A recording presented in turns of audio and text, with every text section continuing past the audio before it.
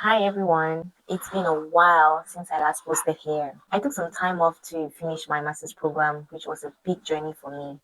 I'm so grateful for that journey, but I have truly missed connecting with you here on YouTube.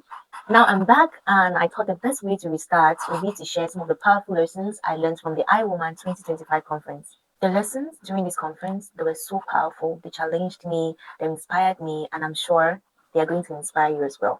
For those who may not know about the iWoman conference, it's all about leadership, intentional living, and growth as a woman.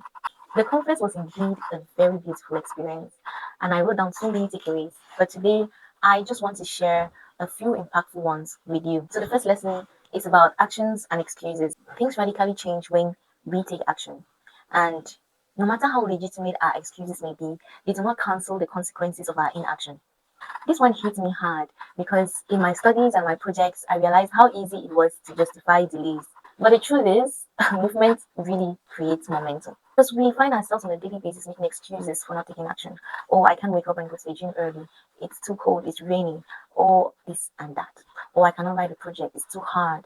I can't do this. Well, for me, I made excuses for not shooting YouTube videos. But indeed, it did not take away the consequences of my inaction. And if you reflect on your own journey, reflect on your own life, you will see some of the areas that you are making excuses, be it in your career, be it in your personal life, personal development.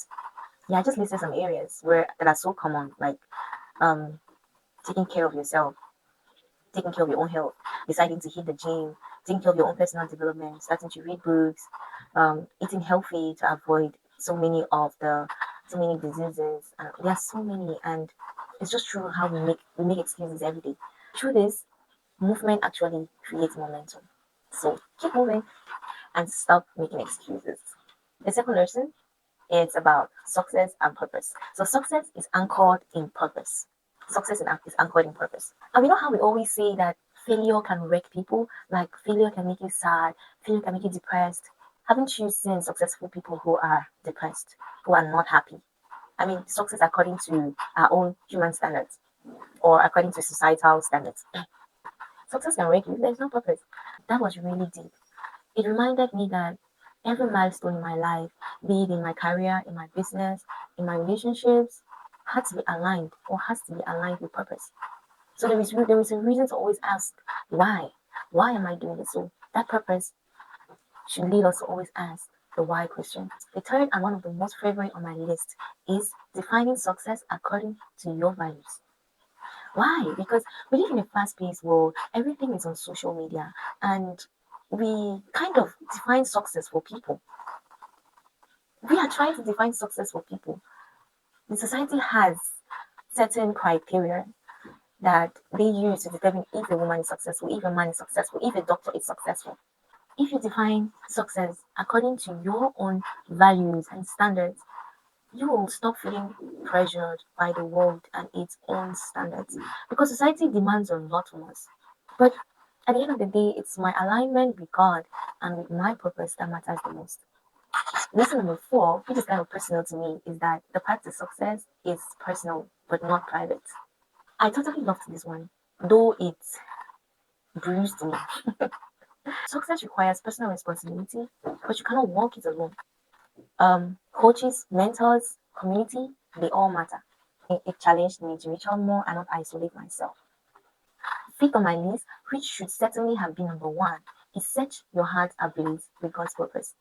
So one speaker said, I quote, if a man sets his heart ablaze for God's purpose, the whole world will gather and watch him burn. Mhm.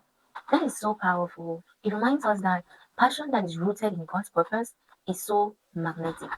That means that our relationship with God is so, so important. I discovered a verse in the Bible that has literally become one of my favorites. Proverbs chapter 21, verse 1.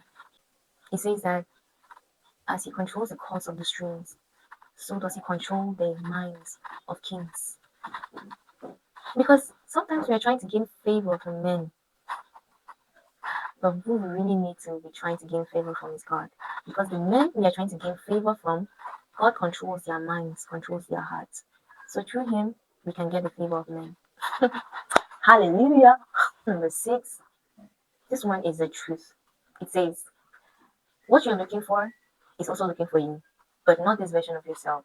So you have to reinvent yourself, or should I say ourselves?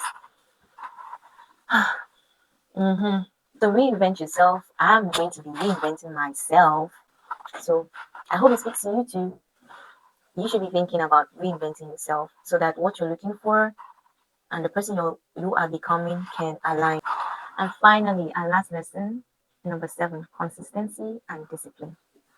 Initial excitement, that initial excitement you have when you want to start a business. Yeah, it's not enough. It is consistency and discipline that sustain a vision. Yes. It was such a reminder to me as a content creator, someone who is diving into creation who has not been consistent here. Is one reason I am recommitting to this channel. These were just some of my key takeaways from the iWoman 2025 conference. So they have really pushed me to think about my own growth, my business, my career, my faith, and even this channel.